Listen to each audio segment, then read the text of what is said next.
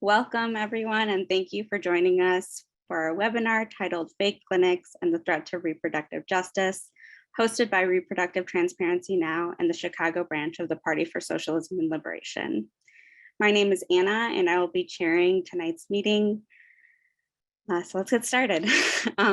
January 22nd of this year marked the 49th anniversary of the historic victory of Roe, the landmark case that guaranteed women the right to abortion. Since this victory for the women's movement, and especially over the last 2 decades, and the right-wing movement has been on a major offensive to dismantle the rights won by Roe v. Wade. On January 22nd, Reproductive Transparency Now and the PSL in Chicago protested a fake clinic in downtown Chicago, and we're excited to continue the fight demanding abortion rights with you here today. Tonight's webinar will cover lots of great information about fake clinics, also known as crisis pregnancy centers, and reproductive rights. Reproductive rights have repeatedly been a tool in the ruling class's reactionary shed to challenge the gains of the women's liberation movement. In the colonization and occupation of Puerto Rico, time and time again, sterilization has also been used as a way to control women's bodies and suppress community resistance. In honor of Black History Month, we recognize incredible Black organizers and civil rights leaders, such as Fannie Lou Hamer, who was sterilized without her consent in 1961 in what was known at the time as the Mississippi appendectomy. She was imprisoned, targeted, and sterilized in an unsuccessful attempt to crush her activism. The past and present of forced sterilization reveals the depth to which this system will go to impose and enforce control of women's bodies to maintain its own system of oppression. This is the context for the current struggle to defend abortion, for the right to control our bodies, and ultimately to win reproductive justice. In today's socioeconomic context, Black women's bodies continue to be policed and regulated. Under capitalism, where wealth is hoarded in a small number of hands and the rights are presented to the masses of people as privileges that come in limited supply, racism is built into the very core of that system. It serves to divide the working class, mitigate resistance, and increase profits. Black women endure some of the worst levels of poverty. In Chicago, Black mothers are 6 times more likely to die from pregnancy than white women. So when we talk about reproductive justice, we cannot separate these realities in the fight from the struggle for abortion rights. We highlight and carry this throughout this webinar and our movement. Women have always resisted this control. We have 2 talks tonight, but before we get started, please let us introduce ourselves. Reproductive Transparency Now empowers the general public by providing truthful information about reproductive options and dispelling misinformation. We seek to build a movement which over time will ensure that crisis pregnancy centers are held accountable for their practices and transparent with their motives to prevent pregnant people from obtaining a wanted abortion. RTN engages in a number of activities to make progress towards this goal, including raising public awareness of CPCs through peaceful demonstrations and community outreach, providing educational, medically accurate information about abortion and where to obtain safe and legal reproductive care, and also facilitating thoughtful discussion about how abortion access contributes to the larger societal issues surrounding reproductive justice, gender, racial, and socioeconomic equity. The Party for Socialism and Liberation is a working class organization of revolutionaries who believes that the only solution to the deepening crisis of capitalism is the socialist transformation of society. We know that the struggle for abortion rights and the oppression of women, LGBTQ, Black, Brown, and all of our liberation cannot be achieved under capitalism. We are also a party of action and regularly organized and participate in protests and events out in the streets as we build a struggle for socialism. If you're interested in socialism and want to continue the conversation after the meeting, please stay after today's meeting. So I'll move on to our first speaker, which will be Aviva, a member of the Party for Socialism and Liberation.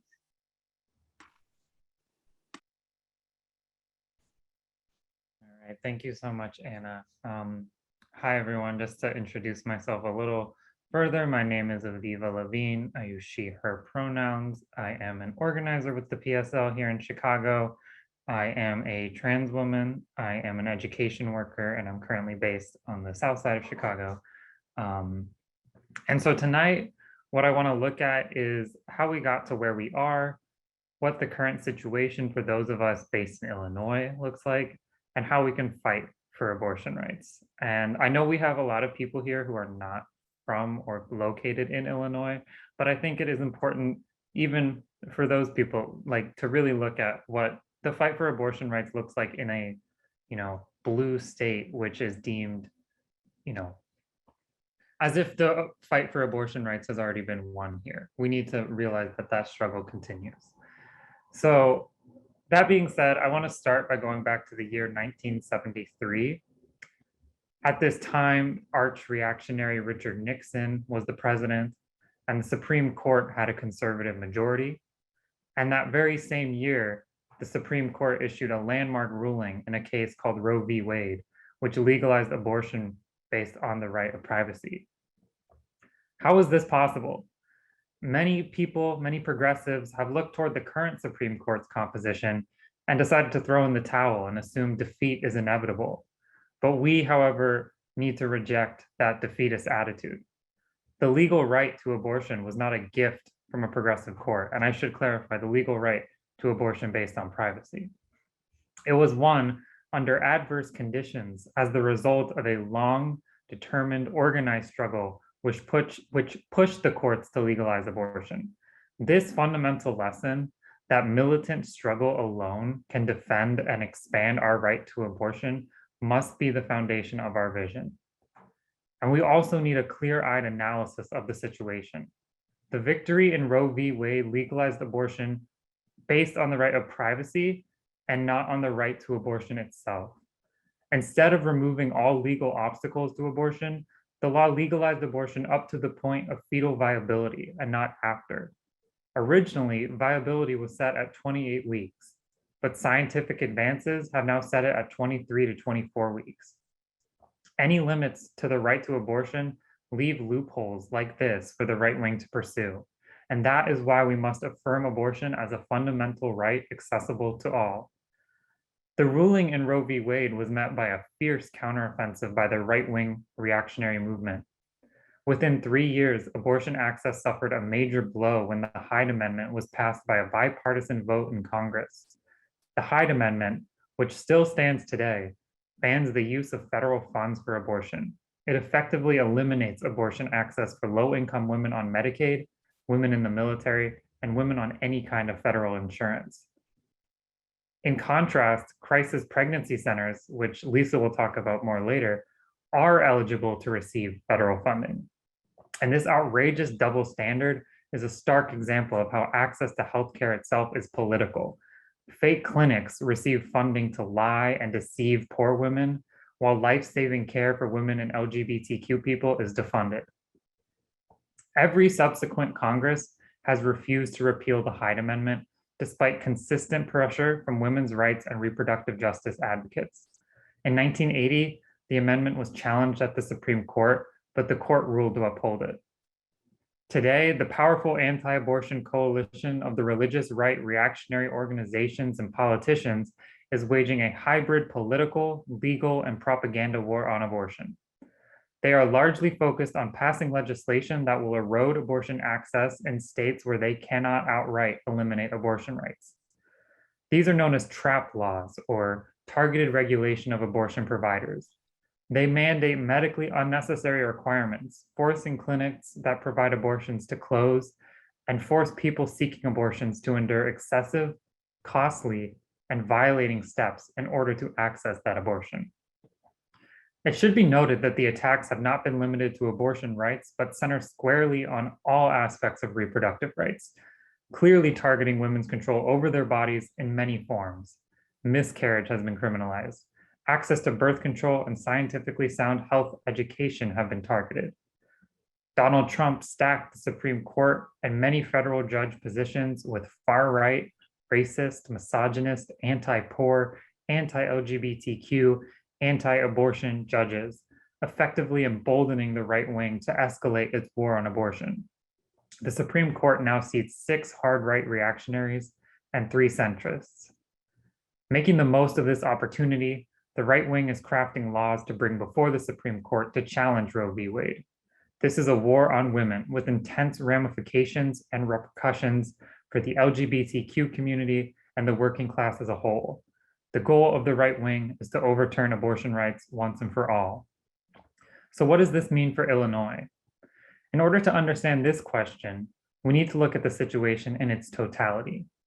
In 2019, Governor Pritzker signed the Reproductive Health Act, which guarantees the right to contraception and abortion.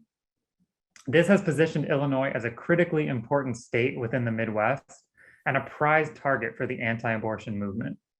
It is no wonder that over the past year, women-hating bigots have been vandalizing Chicago clinics and bringing thousands of right-wing protesters to march alongside fascists in opposition to abortion rights. Every state bordering Illinois has more restrictive measures in place regarding abortion access and are expected to clamp down even harder if Roe is overturned. As a result, women from the surrounding Midwest and even parts of the South frequently travel to Illinois in order to have abortions. The potential overturning of Roe, compounded with the US government's disastrous response to the COVID pandemic and the accompanying economic hardships, which have been borne predominantly by women, spell out a crisis situation. Women and LGBTQ people face a lack of access to reproductive health services across the country, while Illinois clinics run the risk of being overwhelmed by a huge influx of women in need of abortion. In 2020, Illinois saw nearly 10,000 women travel from out of state to access abortion care. This represented a 29% increase over 2019. The overturn of Roe would only intensify this phenomenon.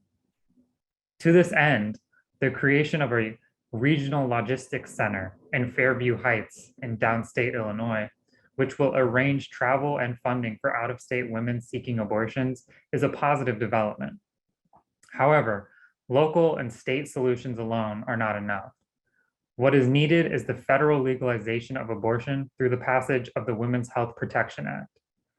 The WHPA, like Illinois' Reproductive Health Act, would guarantee abortion as a right across the entire country, a necessary step toward making abortion accessible for all. There is an urgent need for a mass movement that can fight back against anti-abortion forces and win important reforms. We can look to the earlier women's liberation struggle that won Roe as an example of what is required. An organized movement that can hold protests and speakouts, provide popular political education, and coordinate action on a local and national level. We need a movement that can picket at crisis pregnancy centers, hold informational meetings and webinars, organize clinic defense and material support for women seeking abortions, counter-protest anti-abortion forces wherever they rear their heads, and fight for the federal legalization of the right to abortion. This is a very significant undertaking, but one that is both doable and necessary. Reproductive Transparency Now and the Party for Socialism and Liberation are two of many organizations across the country laying the foundation for the required mass struggle ahead of us. We know that the majority of this country already supports the right to abortion, and so our primary task is to build organized power in the streets. The fight for abortion rights is central to the fight for women's liberation, for LGBTQ equality, for working class unity, and for broader human emancipation. So join us in the struggle. Thank you very much.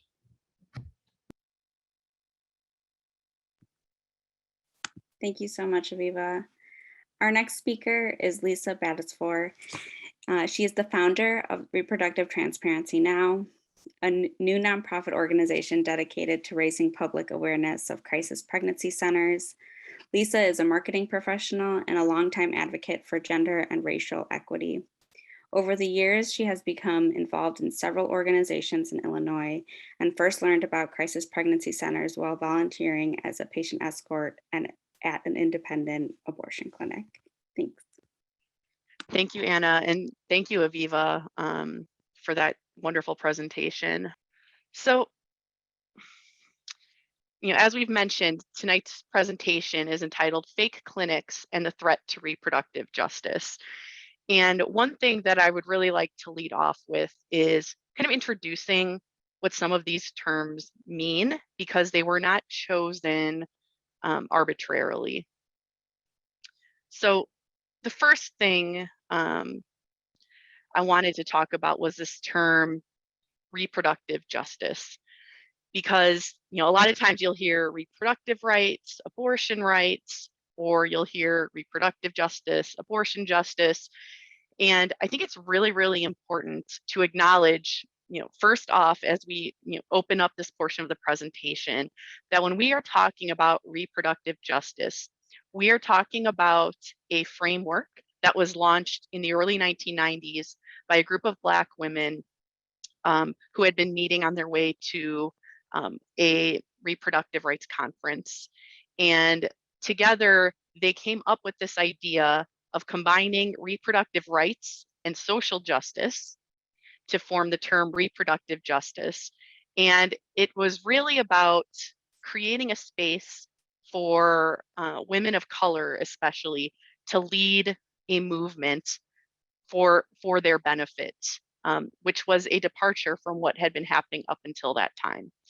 And we're adopting here that term reproductive justice because it speaks not only to the legal right to an abortion, because we know that the right to having an abortion alone is not enough, because it does not guarantee that a person will have access to it.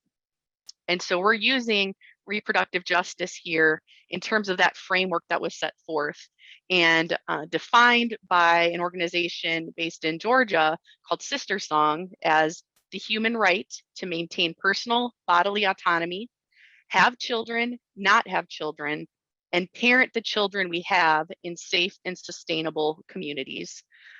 And so what you're going to hear through this presentation is how fake clinics have a negative impact on many aspects of reproductive justice.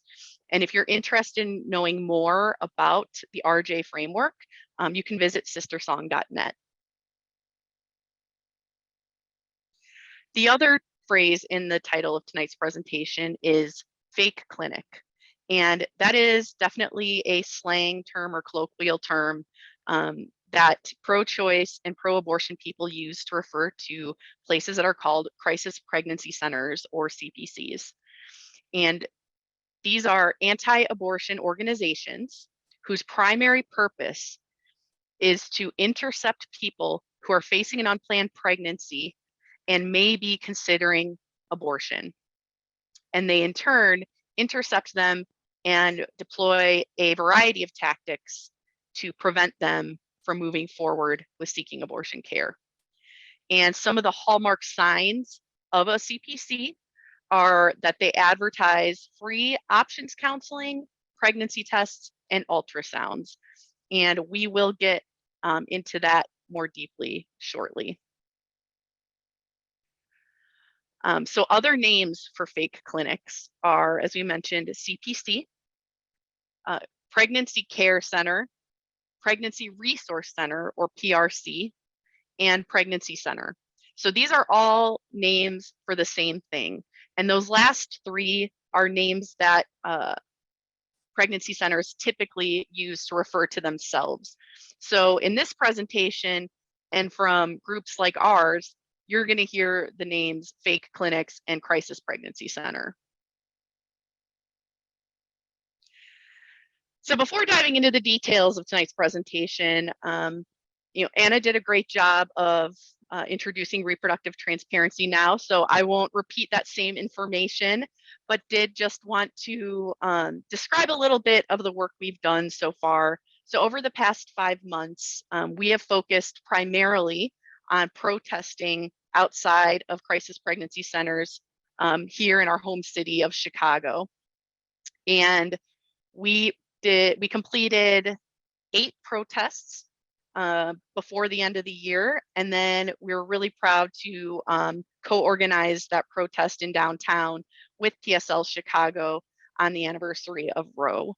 And if you're interested in learning more about the work we do or how to get involved, please check us out online at reprotransparency.org.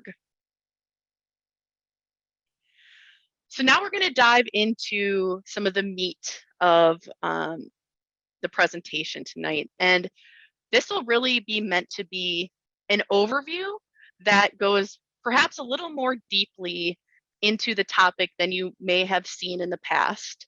And additionally, I do want to tease some of what will be shown later in the presentation, which is materials that we were able to obtain directly from inside of a crisis pregnancy center here in Chicago.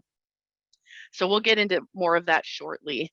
But just to kind of lay the foundation, most crisis pregnancy centers are nonprofit religious organizations, and they're primarily Catholic and Christian organizations. And although they look like small, very independent kind of mom and pop shops, they really are not that at all. They are, for the most part, affiliated with large international, national, or regional networks and umbrella organizations. And a few to just kind of have in your mind or on the radar are Heartbeat International, CareNet, NIFLA, and Birthright International. So these are all anti-abortion organizations that put a lot of power behind crisis pregnancy centers, not only in the US, but for some of them outside of the US as well. Some more important characteristics of crisis pregnancy centers is that they do not have licensed medical providers on staff, and they are not licensed medical facilities. So I do want to clarify that this is true of most CPCs.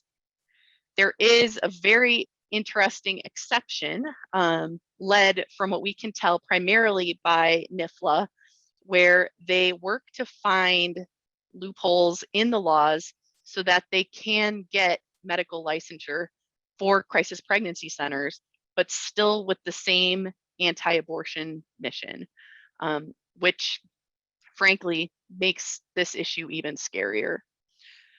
The way that crisis pregnancy centers target people who are most marginalized and most vulnerable in society are by using the promise of free pregnancy tests and ultrasounds, because those items are not always easy to obtain. And by providing them for free, you are attracting those people who are likely facing financial hardship. It is important to note, however, that these free pregnancy tests are not anything special. They are the same as what you would find at a Walmart or at a CVS. They're over-the-counter urine stick pregnancy tests. And the ultrasounds are what are called limited obstetrical ultrasounds.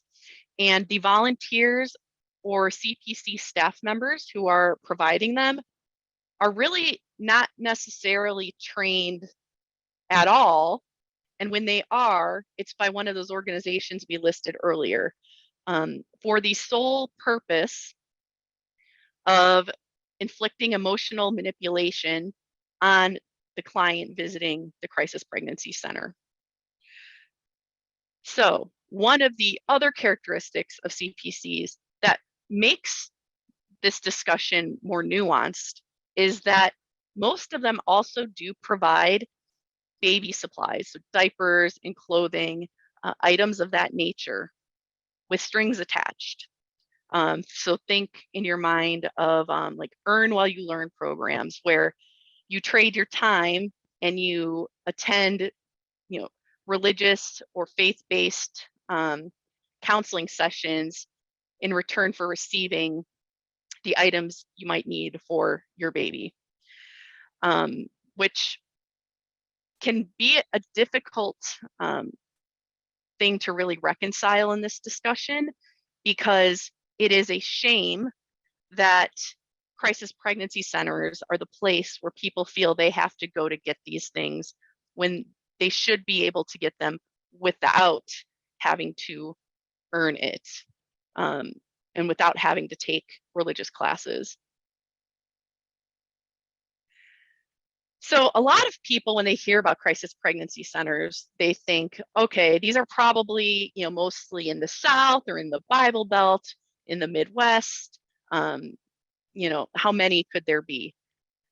The short answer is crisis pregnancy centers are everywhere in the US. They're in all 50 states. They have proliferated since the first one was founded in 1967. They have proliferated to such a point that they outnumber real abortion clinics by a ratio of more than 3 to 1 as a nationwide average, and it varies widely by state. There are an estimated 2,500 to 4,000 CPCs in the United States, and groups like Heartbeat International have been working to open CPCs in other countries as well, including in Latin America. So one tool I wanted to call out in case anyone is interested is there is an online mapping website called the Crisis Pregnancy Center Map. And you can go to crisispregnancycentermap.com and you can search for CPCs that are located near you.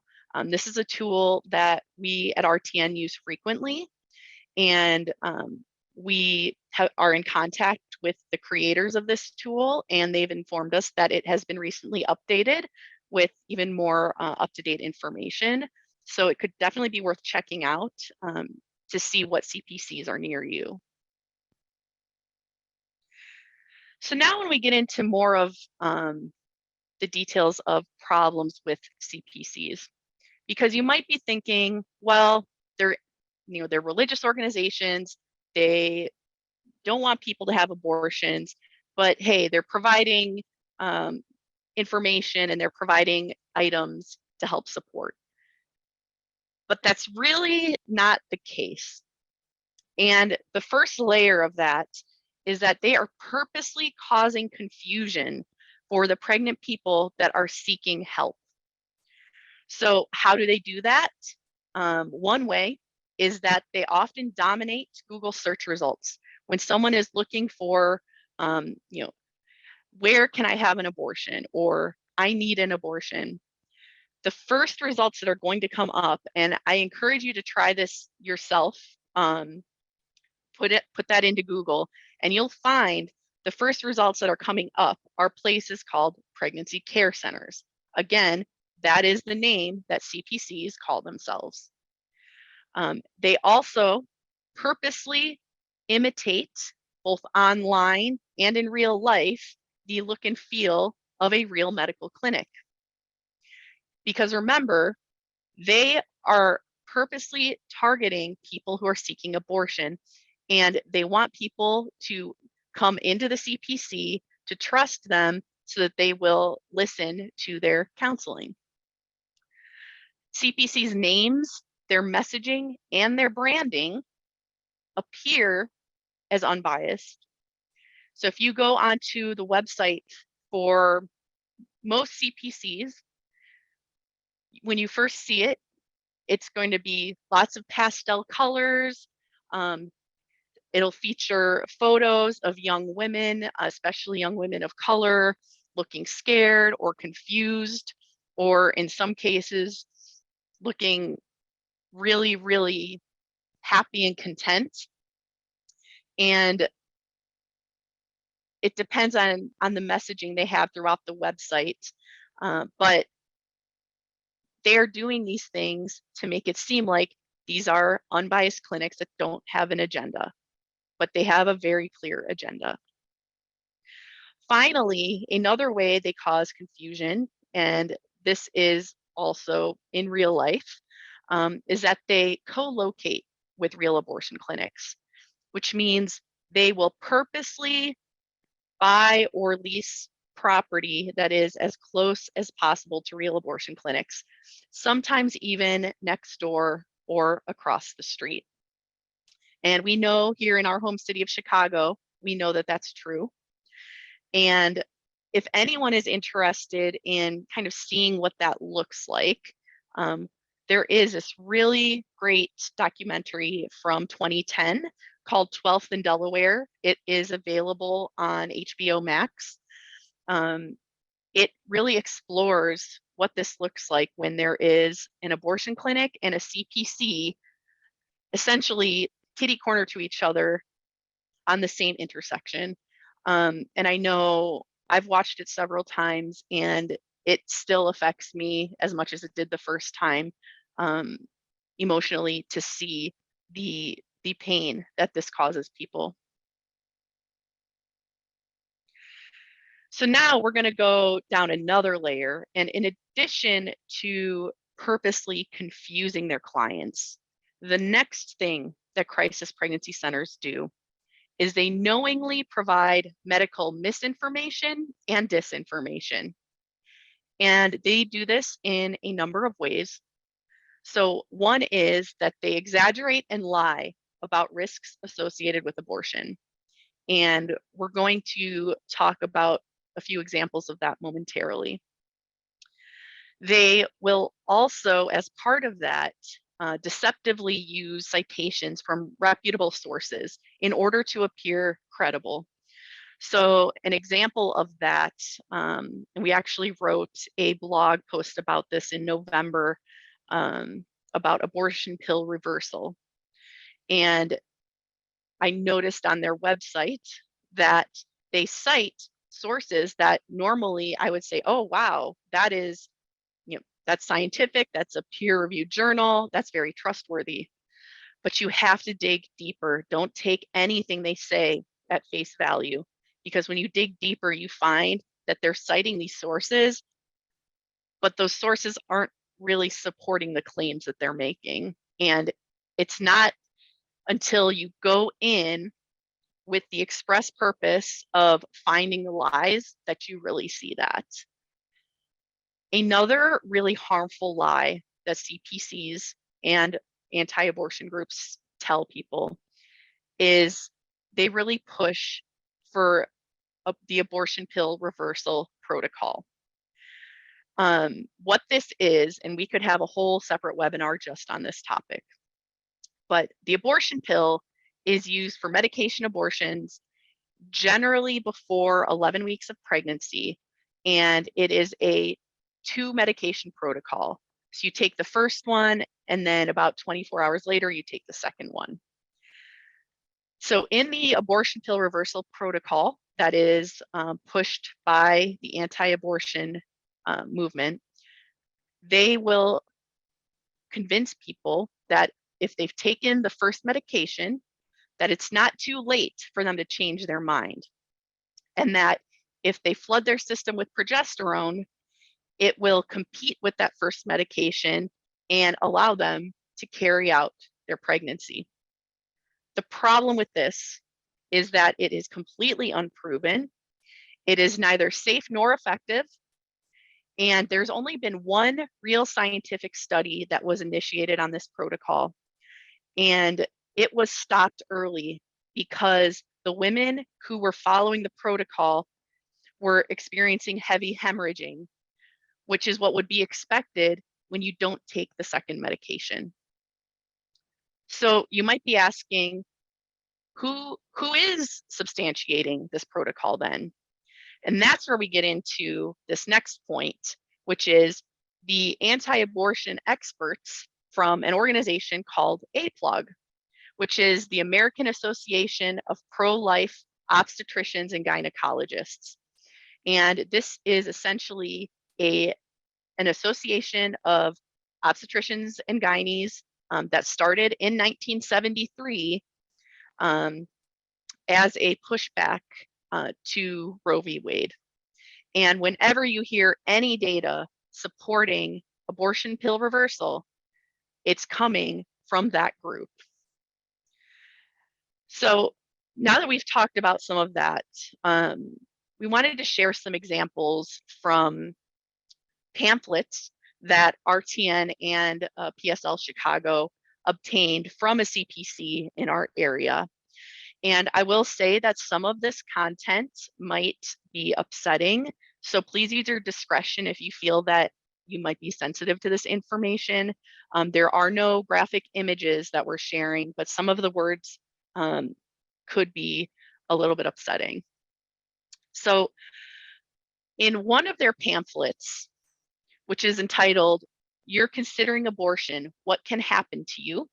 and is published in 2020, one of the first things listed on that pamphlet is shown in front of you here in all capital letters, death, with a skull and crossbones, and claims that women who have abortions are 195% more likely to die in the year following. And they are 2 to 3 times more likely to die by suicide. These are not true.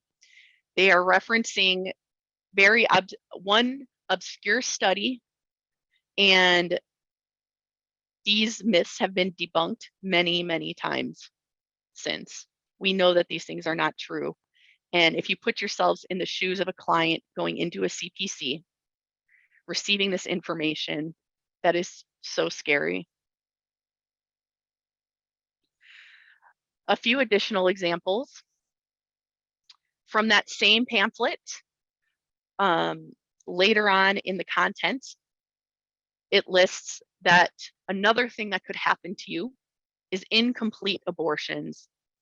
And the wording here is what you have to pay attention to. And keep in mind that they are giving this to people who are already vulnerable, who already may be unsure of what to do. And it says, if your doctor leaves pieces of the baby, placenta, umbilical cord, or amniotic sac in your body, you may require antibiotics and possible hospitalization and additional surgery to remove these remaining pieces. That is unconscionable. That is the type of information that they would put into a pamphlet for someone seeking information about abortion. Another example comes from a pamphlet entitled "For Men Only, Reflecting on the Meaning of Life Choices," which was published in 2019.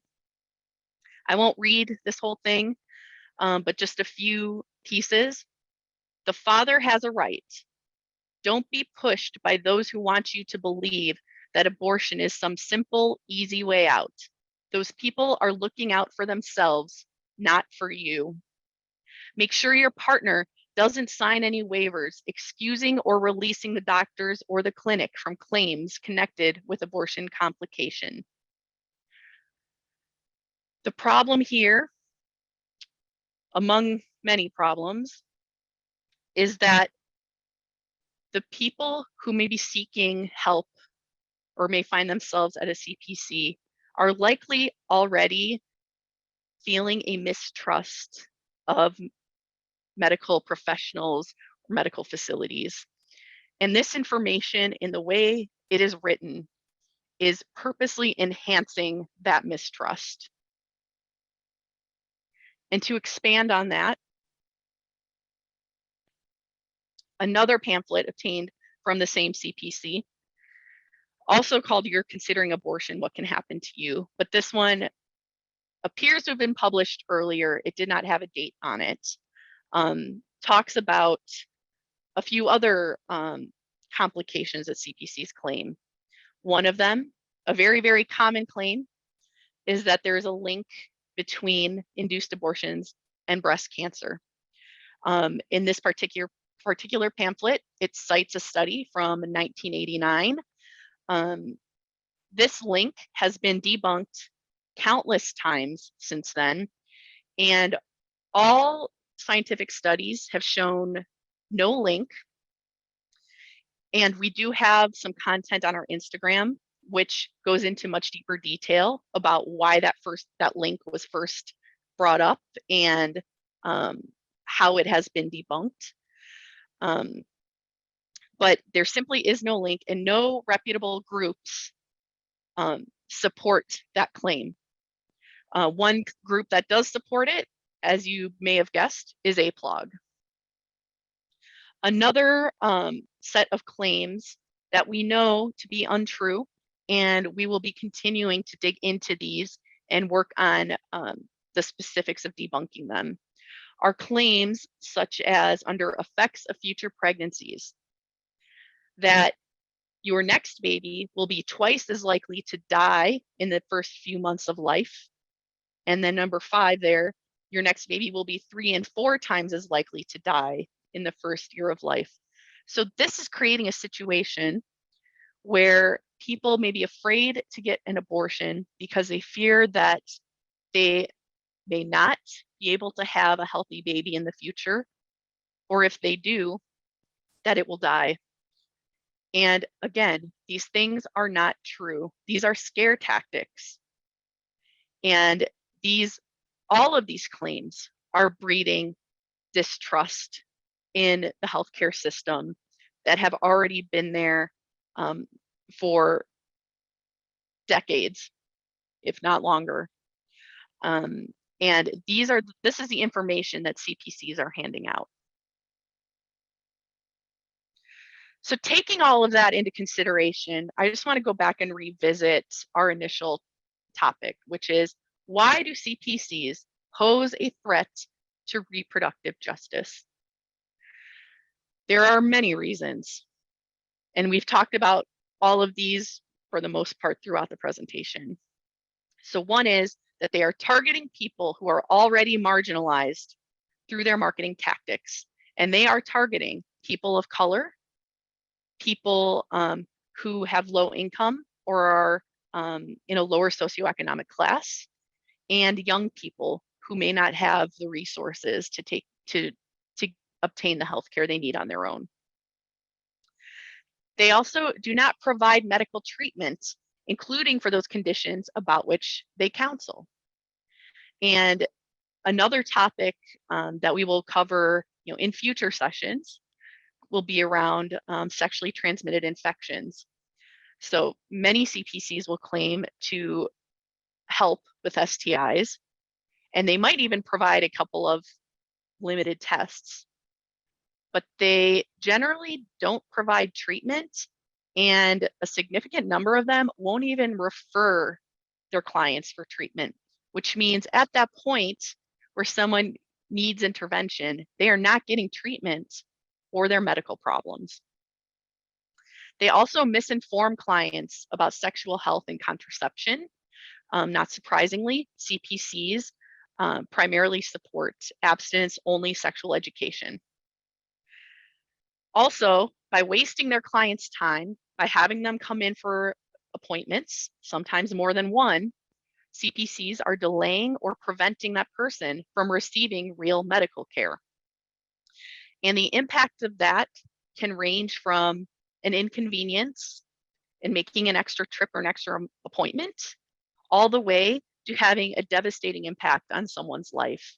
Because when you're talking about abortion, every day matters. And when they are purposely drawing things out and causing a situation where you're going in for these appointments at a CPC when they knowingly aren't going to do anything, but the client may not realize what's going on. Some do and will leave, but some do not realize it. They are posing a real risk. Another factor that comes into play is that CPCs, if they are not licensed medical facilities, they are not bound by HIPAA or patient confidentiality. So think about what that could mean in terms of laws such as those in Texas, the SB 8 law, which is the abortion ban after 6 weeks, where private citizens are empowered with essentially telling on other private citizens and reporting them for helping someone obtain an abortion. CPCs are collecting personal data, and it's a lot of data. And remember, these are international organizations that are affiliated with CPCs. Think about if more laws similar to SB 8 get passed in other states, and there are many states poised to do that. Think about what that could mean if someone goes to a CPC looking for help and they share information with them. And then finally listed here is the fact that some states, at least 10 that we know about, divert funding that is meant for poor families. They divert it away from that and instead feed it into crisis pregnancy centers. And so that leads us into a discussion about how crisis pregnancy centers are resourced and funded. And again, this could be a whole separate webinar topic, so we won't get into too many details here, but it is really important to understand where the funding comes from because it makes it just that much more egregious.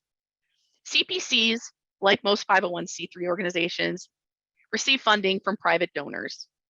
But in addition to that, they receive substantial support from anti-abortion organizations, not only those that we listed earlier that provide the training and resources and pamphlets, but also think about organizations like the Knights of Columbus, which on their own website tout that they have helped thousands of crisis pregnancy centers with getting ultrasound machines, in their doors. Additionally, they receive significant public funding. This varies widely by state. And so every state may have a slightly different story, but things to just be familiar with are, in terms of state funding, CPCs can receive money through state grant programs and state contracts. So think about, for example, paying CPCs to provide abstinence-only education in schools. And another way that states provide funding, and I know a lot of people find this interesting, is the Choose Life specialty license plate programs, which exist in 33 states today. So 33 states sell Choose Life license plates, where the money and the proceeds from selling those go to anti-abortion organizations. Additionally, federal funding goes to CPCs through the Teen Pregnancy Prevention and Title X Family Planning programs, again, abstinence-only programming. And they also received somewhere between $4 and $10 million from the Paycheck Protection Program, which was part of the CARES Act in 2020. So that means your tax money is funding these anti-abortion liars. So this is a lot of information that we covered. And as I mentioned, there will be more opportunities moving forward to go more in depth. But for now, some things just as you're thinking about what can we do, we talked a lot about, getting out in the streets, protesting crisis pregnancy centers, and we are going to continue doing that. And I hope that some folks on this call will join us in doing that. But additionally, keep learning about these. We used a lot of terminology that you could look up, learn more about, and talk about it with your friends and family, because I'd be willing to bet that most people you talk to have never heard of these places. Also, be aware of the CPCs that are operating in your community. Using crisispregnancycentermap.com is a great way to do that. Support your local abortion funds and abortion providers, because by providing those types of organizations with funding, it helps them to reach the people who need it and hopefully mitigate the need or the perception of the need to go to a CPC. And then finally, monitor local and state legislation related to CPCs. We also have a pretty in-depth post on Instagram related to mandated disclosure laws, where we explore some of the efforts to legislate and for CPCs to disclose their purpose. And they've been met, with being struck down primarily on the basis of CPCs having the right to free speech. So again, this was a lot of information. We are not done by any means with covering it. But if you want to learn more in the meantime, please do connect with us online. Our website is reprotransparency.org, and you can sign up for our email list there. Additionally, we are on Instagram, Facebook, and Twitter, and these are our social media handles. Instagram is by far the platform that we use the most. So if you were only to choose one, I definitely would encourage you to check out Repro Transparency on Instagram.